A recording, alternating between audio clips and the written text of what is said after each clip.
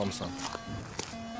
Yəni sən 50 illik hakimiyyətin dövründə içində bu qədər casusu üzə çıxarda bilməmsənsə, demək ki, sənin bir dövlət sxemin, siyasətin, liderliyin ola bilməz. Bunu bütün İslam ölkələrdə görür.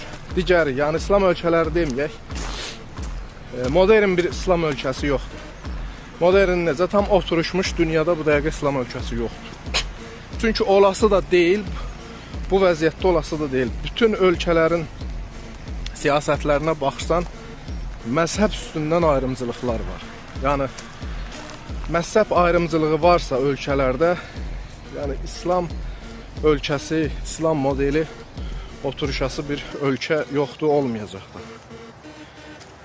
Ona görə də biz qonşuları olaraq bu ağır siyasətdən, bu ağır oyundan özümüzü qorumalıyıq.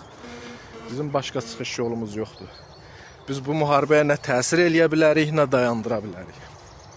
Ağıllı siyasət işlədib, Erdoğan həqiqətən də liderdir adam. Ölkəsinə 2 dənə raket atılıb, balistik raket atılıb. Yenə də bilir ki, bu agentlərin işidir. Yəni İrana bugün sərf eləmir. İran çünki dünyada heç bu dəqiqə hazırda Türkiyə ilə nə quruda, nə də havada. Yəni müharibə apara biləcək ikinci bir ölkə yoxdur.